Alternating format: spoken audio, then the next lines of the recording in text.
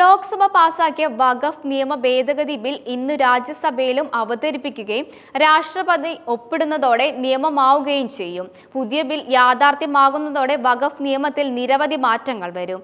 ക്ഷേത്രം, ക്രിസ്ത്യൻ ആരാധനാലയങ്ങൾ, ആദിവാസി ഭൂമി, പുരാവസ്തു, സർക്കാർ ഭൂമി ഇതൊന്നും വഖഫ് ഭൂമി ആവില്ല. ഇനി മുതൽ കേന്ദ്ര സംസ്ഥാന വഖഫ് ബോർഡുകളിൽ അമുസ്ലിങ്ങളായ 2 പേരും ഉണ്ടാകും. തർക്കങ്ങളിൽ തീരുമാനം ജില്ലാ കളക്ടർ എടുക്കും. നിലവിലെ കോടതിക്ക് പോലും ചോദ്യം ചെയ്യാൻ പാടില്ലാത്ത വഖഫ് ബോർഡ് അമിതാധികാരം നിർത്തലാക്കി.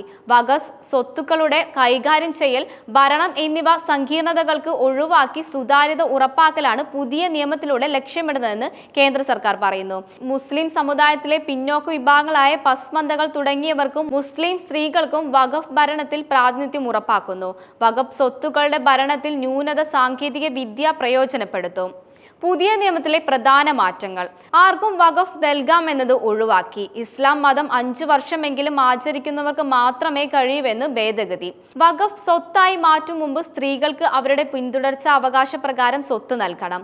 മുസ്ലിം സമുദായത്തിലെ വിധവകൾ, വിവാഹമോചിതരായ സ്ത്രീകൾ, അനാഥർ എന്നിവർക്ക് സ്വത്ത് ലഭിക്കുന്നത് ഉറപ്പാക്കാൻ പ്രത്യേക വ്യവസ്ഥ. കേന്ദ്ര വഖഫ് കൗൺസിലറും സംസ്ഥാന വഖഫ് ബോർഡിലും 2 വീതം മുസ്ലിമുകൾക്ക് അംഗത്വമാകാം. കേന്ദ്ര വഖഫ് കൗൺസിലിലും സംസ്ഥാന വഖഫ് ബോർഡിനും 2 പേർ വീതം അംഗങ്ങൾ മുസ്ലിം സമുദായത്തിലെ സ്ത്രീകളായിരിക്കണം. ഷിയ, സുന്നി, പിന്നോക്ക വിഭാഗത്തിലെ മുസ്ലിങ്ങൾ, വോഹ്ര, അഗാഖാനി വിഭാഗത്തിലുള്ളവർക്ക് സ്റ്റേറ്റ് ബോർഡുകളിലെ പ്രാതിനിധ്യം ഉറപ്പാക്കുന്നു. പുതിയ നിയമം പ്രാബല്യത്തിലായി 6 മാസത്തിനകം കെയർടേക്കർമാർ വഖഫ് സ്വത്തുകൾ കേന്ദ്ര പോർട്ടലിൽ രജിസ്റ്റർ ചെയ്യണം.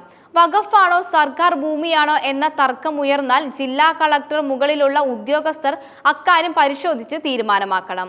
പ്രതിവർഷം 1 ലക്ഷം രൂപയിലധികം വരുമാനമുള്ള വഖഫ് സ്ഥാപനങ്ങൾ സംസ്ഥാന സർക്കാർ നിയമിച്ച ഓഡിറ്റർമാരുടെ ഓഡിറ്റിംഗ് വിധേയമാക്കണം. ഒരു ഗ്രാമത്തെ മുഴുവനായി വഖഫായി പ്രഖ്യാപിക്കാൻ കഴിയുന്ന വ്യവസ്ഥ ഒഴിവാക്കി.